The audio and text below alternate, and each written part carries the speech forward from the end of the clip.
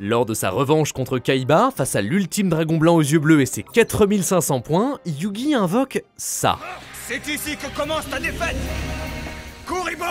En mode attaque! 300 d'attaque, 200 de défense, une boule de poil. Qu'est-ce qui lui passe par la tête? Kuribo est le monstre de duel le plus faible du jeu, tout le monde sait ça! Sauf que le pharaon a un plan. Il active multiplication et duplique son Kuribo à l'infini. Une défense parfaite qui vient à bout du plus puissant des dragons. Alors, en vrai, c'est pas possible. T'as que 5 zones monstres, du coup, l'infini y est très limité. Mais le concept est tellement cool que 25 ans plus tard, les fans adorent toujours Kuribo. Partenaire de Yugi puis de Jaden, le petit monstre apparaît dans toutes les générations, sous des dizaines de formes différentes. Véritable mascotte du jeu, présent sur plus d'une cinquantaine de cartes et une tonne de produits dérivés, Kuribo est carrément le 3e monstre préféré de Kazuki Takahashi lui-même. Alors pourquoi est-ce qu'aujourd'hui, personne ne le joue? Est-ce que c'est parce qu'en vrai il est nul? Pas complètement. L'histoire de Kuribo est bien plus grande que tu ne pourrais le croire, et elle a laissé une marque indélébile sur le jeu tout entier. Moi c'est Teromik, et aujourd'hui on parle du compagnon fétiche de Yugi et Jaden. Que fait Kuribo? Pourquoi est-ce qu'on ne le voit plus? Et comment il a influencé toute l'histoire de Yu-Gi-Oh! Les amis, regardez-moi ça! J'ai reçu les prototypes! Un peu stylé ou pas? Moi j'aime bien. Il y a la bonne texture, c'est bien doux, il y a la broderie à l'avant, c'est... ça sent bon aussi. Bon par contre j'enlève, hein, il fait chaud. Hein. Quelle idée de vendre des pulls en été, putain!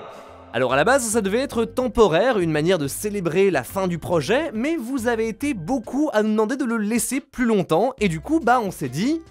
Ok. Let's go. D'un petit bonus temporaire, on s'est dit tiens, on va transformer ça en un vrai nouveau projet. Millennium Battles devient aujourd'hui une boutique permanente. Plus de limite sur les précommandes, on va les laisser autant qu'on peut. Alors peut-être pas indéfiniment, mais au moins plus longtemps que prévu, comme ça tous ceux qui les voulaient pourront avoir une chance de les avoir. Surtout, avec ça, on vient de sortir une version t-shirt de Albaz et Ecclesia. Comme ça, vous pourrez en profiter cet été, parce que vraiment sortir des pulls durant une vague de chaleur, bravo Teromik. Businessman là. Le lien est en description, allez voir ça, ça ferait vraiment plaisir, ça soutient la chaîne et ça me permet de continuer de travailler sur des vidéos encore plus ambitieuses, ça serait trop cool de votre part. Surtout que bientôt on va lancer une nouvelle collection, donc dites-moi en commentaire s'il y a des choses que vous voulez voir, j'ai plein d'idées en tête, j'ai hâte de vous montrer ça. Quel est le problème de Kuribo? La boule de poil est presque aussi vieille que Yu-Gi-Oh lui-même. Il sort en 2002 dans Metal Raiders, niveau 1, un effet très simple. Si un monstre de l'adversaire attaque, tu peux défausser Kuribo de ta main, tu ne prends aucun dommage de cette attaque. Par exemple, si tu n'as plus que 100 points de vie et que le dragon blanc aux yeux bleus attaque ton magicien sombre, envoie Kuribo de ta main au cimetière pour éviter les dégâts, et ainsi survivre un tour de plus. Oui, tu perds quand même ton monstre, mais au moins le duel n'est pas terminé. Alors sur le papier, pourquoi pas, mais en pratique, c'est pas idéal. Au même moment, on avait déjà des cartes comme Annulation d'attaque qui annule une attaque et en plus termine la battle phase. Ou alors Waboku qui rend tes monstres indestructibles au combat ce tour en plus de bloquer tous les dégâts. 1000 fois mieux, il protège ton terrain tout entier, là où Kuribo n'arrête qu'un seul monstre. Son seul avantage, c'est qu'il s'active depuis ta main. À l'époque, tout le monde avait très peur de Violent Orage, Typhon d'Espace Mystique ou Plumeau de Damarpi, capable de dégager toutes les magies et pièges et laisser le champ libre à tes monstres pour attaquer. Kuribo est beaucoup plus protégé, même s'il est moins fort, tu sais que tu vas réussir à l'activer quoi qu'il se passe. Et surtout,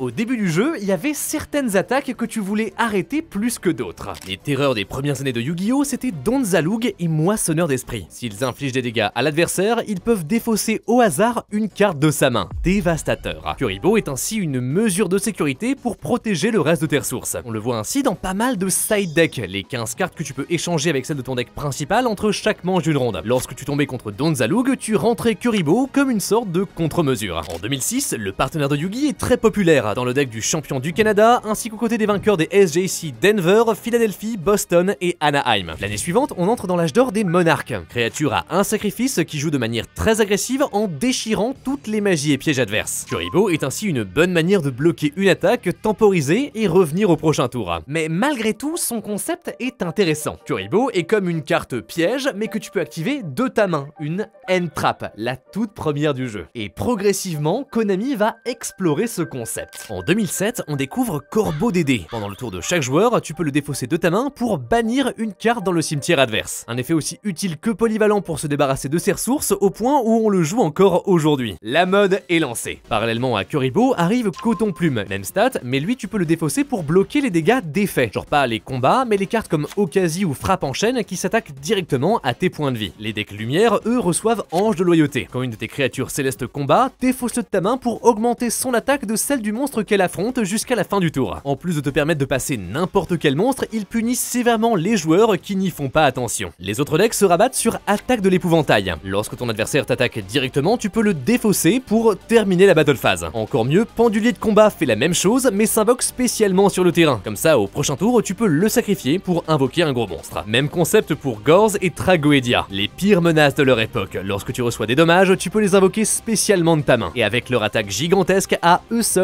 ils retournent la partie. Entre eux et Kuriboh, le choix est vite fait. À peine quelques années après sa sortie, la boule de poil est déjà obsolète, dépassée par toute une série de cartes qui font la même chose que lui, mais en 10 fois mieux. Le plus ironique, c'est qu'on finit même par le remplacer par d'autres Kuriboh. Même injouable, le monstre reste très populaire, au point d'être passé entre les mains de presque tous les héros de la série. Dans le manga 5D, Yusei active par exemple Robo Kuriboh qui annule une carte qui va t'infliger des dégâts. Tandis que dans Exal, Kaito utilise Curiphoton pour bloquer tout type de dégâts pendant un tour. Et en plus, il peut revenir du cimetière dans ta main. Yuma, lui, se protège des attaques avec Kuriboh Arc-en-Ciel. Mascotte de la série, il peut même se transformer en bateau et en sous-marin. Alors en vrai, il dit que lorsqu'un monstre adverse attaque, tu peux lui équiper cette carte directement de ta main. Et tant que Kuriboh lui est attaché, il ne peut plus combattre. Mais surtout, son deuxième effet, si ton adversaire attaque directement pendant que Kuriboh Arc-en-Ciel est au cimetière, tu peux le ramener gratuitement sur le terrain, et donc bloquer une attaque qui aurait pu être fatale. Une protection sympathique, à sa sortie on le voit quelques fois en tournoi, couplé aux marionnettes de l'ombre, qui peuvent l'envoyer directement du deck au cimetière grâce à leur magie de fusion. Mais de loin, le Kuriboh qui a fait le plus de bruit en tant que end-trap, c'est Sphère Kuriboh. Lorsque ton adversaire attaque, défausse-le pour passer un de ses monstres en position de défense. Alors comme ça, ça a l'air pas fou, et en TCG,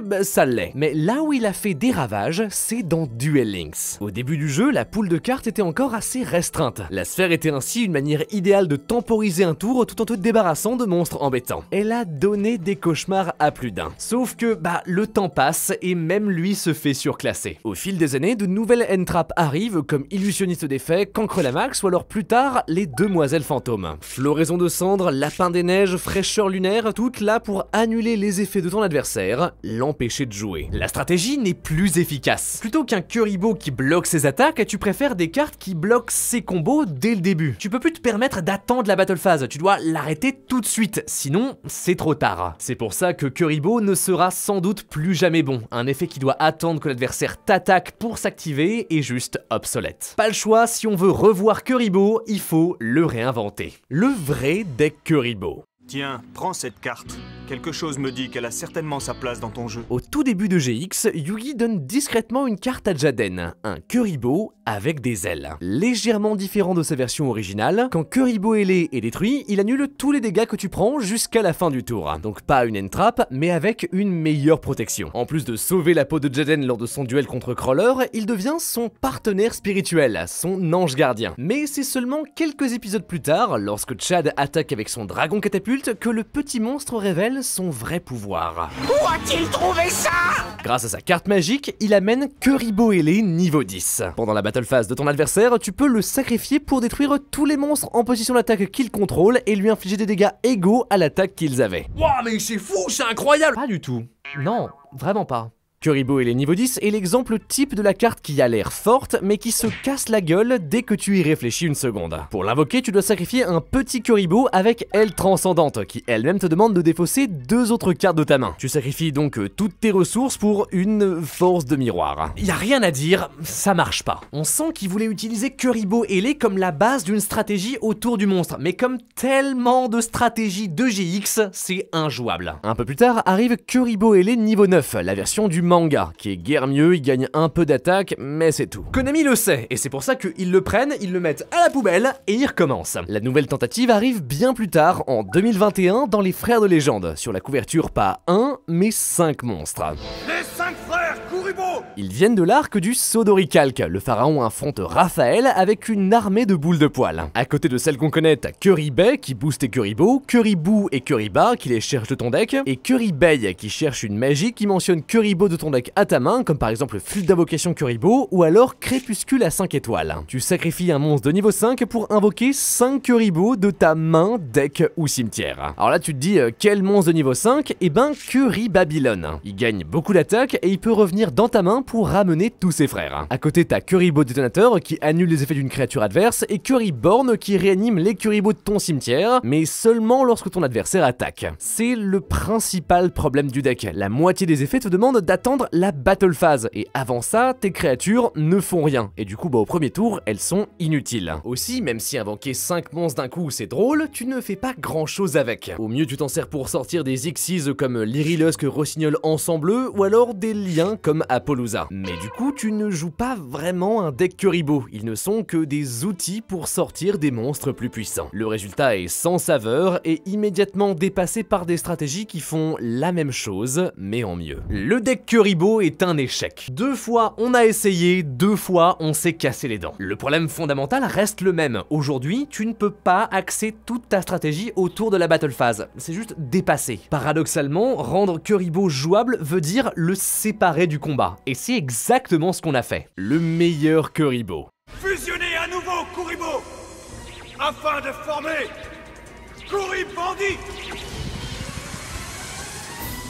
En 2014, dans les Dragons de légende, arrive un Kuribo pas comme les autres. Kuribandit a l'air méchant, et surtout, son effet n'a rien à voir. À la fin de ton tour, tu peux le sacrifier, regarde les 5 cartes du dessus de ton deck, dedans ajoute une mèche ou piège à ta main, et envoie les autres au cimetière. Pour l'époque, c'est excellent, une manière de fouiller dans ton deck pour trouver les cartes dont t'as besoin, tout en accumulant un maximum de ressources. Parfaitement à sa place dans les stratégies comme Sylvan ou Marionnette de l'ombre, dont leurs monstres déclenchent leurs effets lorsqu'ils touchent le cimetière. Si aujourd'hui le fait de devoir attendre la fin de ton tour le rend un peu trop lent, on l'a vu dans des dizaines de decks. Kuribandit montre que c'est possible de garder Kuribo dans l'imaginaire collectif. Il faut juste lui donner de bons effets. Après tout, la philosophie derrière la carte, c'est la protection. Et ce concept, il peut aller un peu plus loin que juste le combat. En 2016, on a par exemple Renom Kuribo. S'il est sacrifié, tu pioches une carte et tu peux le bannir de ton cimetière pour protéger un de tes monstres du combat. Intéressant, il n'a jamais trouvé de stratégie pour l'exploiter, mais il est loin d'être nul. Un peu plus tard arrive Kuribo Astral. Si tu l'utilises pour une invocation Xyz, alors le monstre que tu sors devient indestructible au combat et par effet de carte. Sur Master Duel, les gens s'amusaient à le mélanger avec numéro 59, Cuisinier Malhonnête. Insensible aux effets de l'adversaire si c'est la seule carte que tu contrôles, grâce à Astral Kuribo, il devient complètement impassable. Du coup, tu peux juste attendre et par exemple piocher les 5 parties d'Exodia sans que l'autre ne puisse rien y faire. Mais de très loin, le meilleur Kuribo arrive en 2018.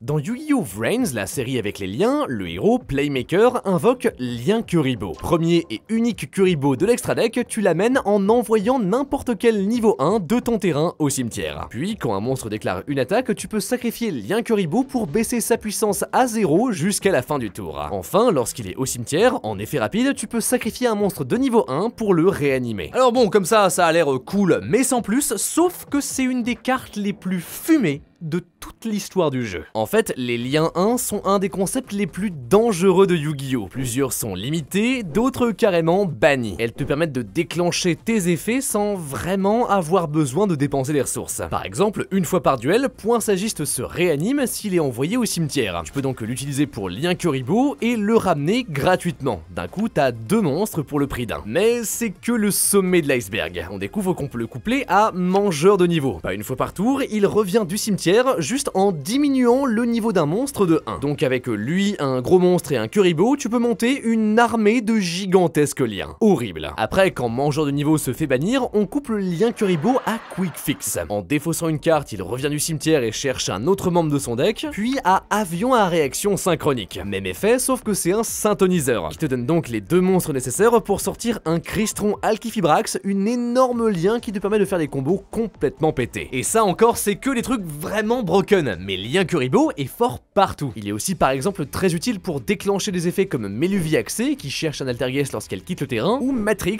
qui fait la même chose pour les Dragons du Tonnerre. Tous les decks peuvent abuser de Lien Kuribo d'une manière ou d'une autre. Les pires, c'est les œils de serpent. Tous de niveau 1 avec des effets incroyables, en plus de faciliter leur combo, la deuxième compétence de Lien Kuribo les protège des end-traps comme illusionniste d'effet. Genre lorsque ton adversaire cible un de tes monstres, tu peux juste le sacrifier pour ramener Kuribo et éviter la carte. Il accumule des centaines de tops. C'est lui, sans l'ombre d'un doute, le meilleur Kuriboh. Tellement fort qu'en avril 2024, il est banni. Et encore aujourd'hui, c'est le seul Kuriboh qui est interdit en tournoi. Alors heureusement, les fans peuvent se rabattre sur Linguriboh, sa version Dark jouée par Ai, le partenaire de Yusaku dans Vrains. Moins générique, pour l'invoquer, t'as besoin d'un monstre Cybers de niveau 4 ou moins. Enfin, sur le terrain, il peut se bannir pour annuler l'effet d'une carte piège. Il protège ainsi ton terrain de N-Trap comme infini éphémère. Ça fait de lui une excellente carte pour n'importe quel deck Cybers. Ce que Curibandi, Astral ou alors Lien Kuriboh nous montre, c'est que pour être iconique, la mascotte de Yu-Gi-Oh n'a finalement pas besoin de son propre deck. À la place, il peut juste faire briller ceux des autres.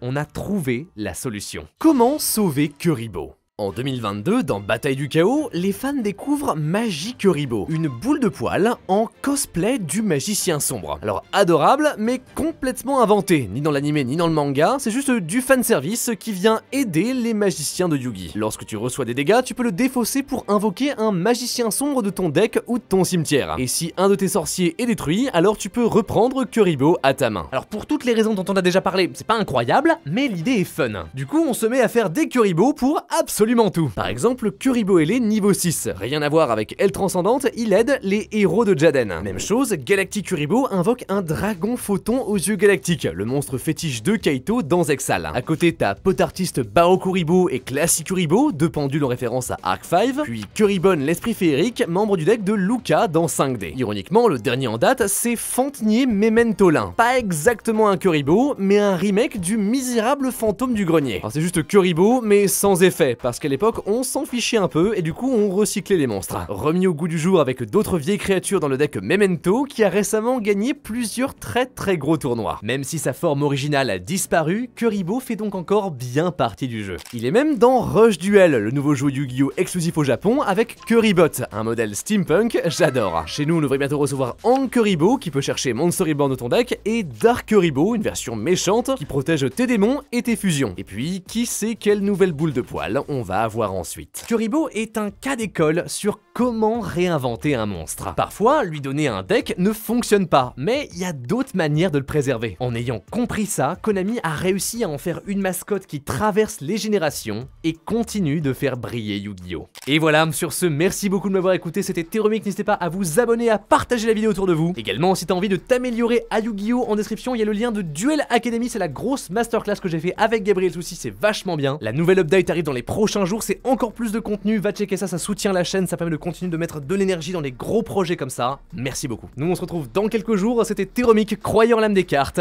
à la prochaine. Avant les amis, je voulais juste encore une fois vous remercier pour l'accueil incroyable que vous avez fait sur la grande vidéo sur l'histoire de Albaz et Ecclesia. C'était un projet de passion et je suis trop heureux de voir à quel point ça vous a plu. Pour l'occasion, on a sorti 2 pulls exclusifs, floqués derrière, brodés devant, dessinés par Bachiba qui a fait plein d'illustrations pour la vidéo. Aussi, n'hésite pas à cliquer sur le lien en description pour précommander nos pulls et t-shirts exclusifs. Ça soutient grandement la chaîne et ça nous permet de faire encore plus de grosses vidéos.